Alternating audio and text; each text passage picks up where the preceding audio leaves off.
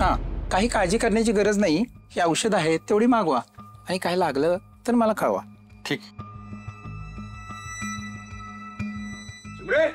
दादा काय झालं? काय झालं चिमणे? काय झालं? दादा बरी आहे मी, काही झालेलं नाहीये, काळजी करू नको. असं कसं काळजी करू नको? ते चक्कर आली तुला. सकाळी काय खाल्लं होतंस? तुला म्हटलं इकडचं तिकडचं बाहेरचं काही खात नको जाऊ, उघड्यावरचं खात नको जाऊस, चांगलं चांगलं खात जा. तुला सांगितलं ना. जेवलीस का दुपारी तू? हो. चल दवाखान्यात जाऊ. साहेब अहो एवढं काय काळजी करायची गरज नाही. डॉक्टर आत्ताच बघून गेलेत, बऱ्या आहेत त्या आता. कसं काय बरं? ती जर बरी असती तिला चक्कर आली असती का? चल चल आपण घरी जाऊ आधी. चल. दादा अरे किती काळजी करशील, तू शांत हो आधी. हे बघ काही झालेलं नाहीये, हलकी चक्कर आली मला आणि ते डॉक्टर तपासून गेले, सगळे होते माझ्यासोबत. एवढं काही नाहीये. आहे का कोणी?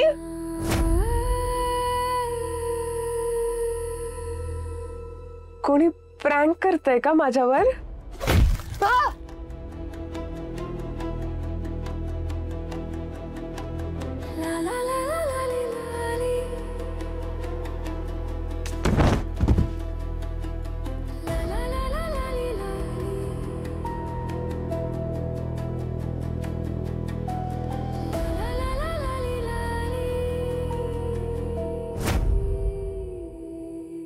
ठीक आहे चल घरी जाऊ आपण. हा अरे ताई, तुम्ही घरी जाऊन आराम करा, म्हणजे तुम्हाला बरं वाटेल. पोळी काळजी घे आणि उन्हातानाचं कुठे बाहेर पडू नकास. हा हा साहेब, कसं आहे ना, हे वातावरणच असं आहे. दिवसाचं कडक ऊन आणि रातची कडक थंडी, त्यामुळे अशी आजारी पडतात माणसं. साहेब तुम्ही त्यांची काळजी घ्या. कोणी काही सांगायची गरज नाही मला. माझ्या बहिणीची कशी काळजी घ्यायची मला माहिती आहे. चल उठ चिमणे, उठ.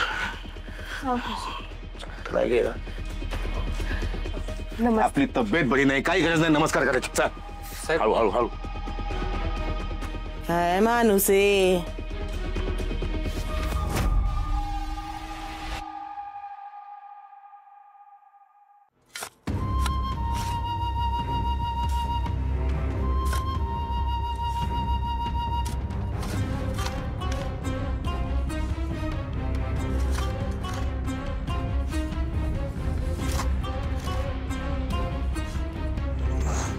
चल घे बॉडी. हवा आपा एवढा नाही, अजून खणावा लागेल खड्डा. काय हिर खणतो काय? पास झालं एवढा खड्डा. अहो नाही तर कोणी नांगरलं, पाऊस दिवस पडला तर लगेचच बॉडीवर येईल. कुठं नाव तसं आठवली घरामागं खाण्याला घेऊन बॉडी घावली.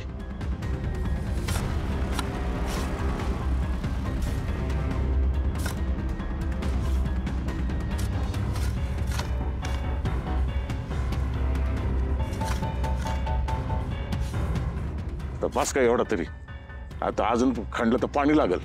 नाही नाही बस बस यावर.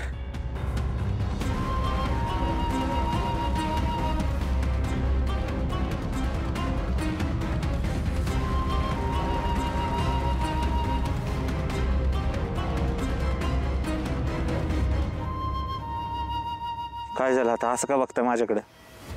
तुझं हे नेहमीच काम आहे असं मला संशय यायला लागलाय. कसला? बॉडीवर खड टाकायला म्हणजे वास येत नाही, असं इथं खड्डा खाणला की जामकरला संशय येणार नाही. बॉडीसाठी कसा एवढाच खड्डा खाणायला पाहिजे हे समजा कसं काय तुला परफेक्ट कळतं? काय आपण तुम्ही माझ्यावर संशय घेताय? आता ही वेळ का संशय घ्यायची? आपण हे सगळं मी तुमच्यासाठी करतोय, तुम्ही ह्याच्यात अडकू नये म्हणून करतोय आणि तुम्ही माझ्यावर संशय घेताय. अहो बघितलं ना, माधुरीची डेड बॉडी आपल्या घराच्या पाठीमागे पुरली होती. केवढा मोठा खड्डा आहे, माझ्या डोळ्यांनी बघितलं मी. केवढा खोल होता, आपल्या दोघांनी बघितले. त्याच्या अंदाजानुसार सांगतोय मी तुम्हाला, तुम्ही संशय घेताय वय. बरं बाकीचं दुसरं खत का टाकू नये? अहो साधं लॉजिक आहे, वास येणार नाही काय आपण. बरं बास झालं, चला आता घरला जाऊ. कोणी येईल इकडं परत आपण सापडू. थांबा द्या इकडे, मी करतो यावर.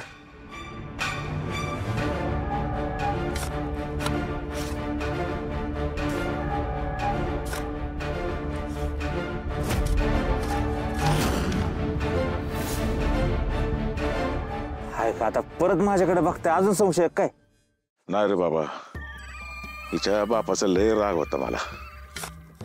या पोरीचं असं व्हायला नको होतं. लय चांगल्या मनाची पोरगी होती र. हळदीच्या दिवशी केवढी आनंदी होती. हा हिच्या बापाला रागाच्या भरात म्हणायचो मी, तुला जित्ता गाडी येईन, जित्ता गाडी येईन.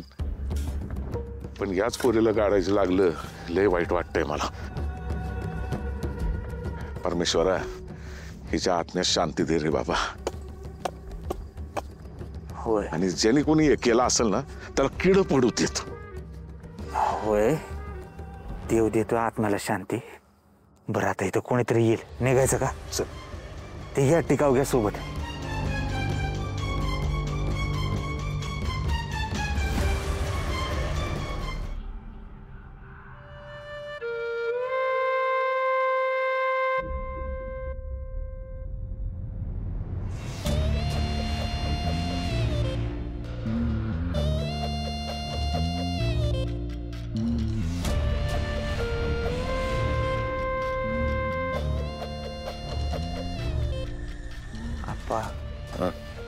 हो, काय झालं? घरी जाऊ, नाही तर घरच्यांना परत संशय येईल. चला. बरं, लय आकरीत घडलं रे माझ्या हातनं. लय मोठं पाप घडलं माझ्या हातनं. आपल्याला बॉडी घावली तेव्हा पोलिसांना सांगायला पाहिजे होतं. आपण जर काही केलंच नाही तर घाबरायचं कशाला? तरी आपण घाबरलो. तर पक्याला, त्याच्या बायकोला, त्या पोरीला अग्नी तरी देता आला असतं. नाही नाही, लय लय चुकीचं घडलंय, लय चुकीचं घडलंय हे. अरे माझ्या हातून त्या पोरीच्या अंगावर माती टाकायची येळ आहे असं कधी मला वाटलं नव्हतं. लय चूक केली मी काहीतरी. या म्हाताऱ्याला जर आता शांत नाही केलं ना, तर हा नक्कीच कुठेतरी काहीतरी पचकेल. याचं काहीतरी केलं पाहिजे. पक्याचा ना मी नेहमीच राग केला, पण आता मला त्याची दया येते. या पोरीचं दुःख पचवायची ताकद परमेश्वरानं त्याला द्यावी. मी स्वतः प्रार्थना करीन त्याच्यासाठी. बापा, मला नाही या भीतीतनं पापातनं मुक्त व्हायचं. मुक्त व्हायचंय तुम्हाला? होय, मी करतो मुक्त. चला पोलीस चौकीला जाऊ, सगळं खरं काय काय ते सांगून टाकू. हा, त्यांना काय होईल? पोलीस आपल्या दोघांना अटक करतील. गावात कळल, गावात छेतू करत्याल, माझं दुकान जाळून टाकत्याल. पक्या मामाला कळल, पक्या घरदार जाळून टाकाल आपलं. पण त्यांना काय सुद्धा फरक पडणार नाही. तुम्हाला या पापातनं मुक्ती मिळेल ना. अहो, आता कुठं माझं लालीजींबरोबर लग्न झालंय, माझा संसार तुटेल. इतक्या वर्षानं मी गावात आलोय, म्हणलं तुमच्या सगळ्याचं प्रेम मिळत, ते राहिलं बाजूला. मला पुढचं आयुष्य जेलमध्ये चढावं लागेल, पण ठीक आहे, चालेल मला. ही पण चालेल. तुमची पापातनं मुक्तता झाली पाहिजे. नाही नाही, चला पोलीस चौकीला जाऊन सांगून टाकू त्यांना. चला. नाही, माझ्या ध्यानात नाही आलं. भीतीपोटून मी बोलून गेलो र. आप्पा, कसं आहे माहिती का, तुम्ही कुस्ती खेळता, जगासमोर खेळता. तिथं कोण जिंकले, कोण हारले, हे सगळं जगासमोर दिसतं. बरं, पंच बी असतं तिथं, पंच ठरवतात. पण पंच बी कधी कधी चुकीचे निर्णय देतात का नाही? हे तर पोलीस आहेत, लगेच अटक करताल आपल्याला. आप्पा, ही जग खऱ्याचं नाही हो. मी कलकत्त्याला होतो तेव्हापासून बघत आलोय सगळं. नाही खऱ्याचं हे सगळं. बरं, त्या सगळे पुरावे आपल्या विरोधात आहेत. काय करणार आपण? तुम्ही नका लय विचार करू, जाऊ घरी. हा, आणि चेहऱ्यावर टेन्शन नका ठेवू बरं, नाहीतर आपण लगेच पकडले जाऊ. ती सुधाकर 10 प्रश्न विचारेल. नका टेन्शन घेऊ, चला.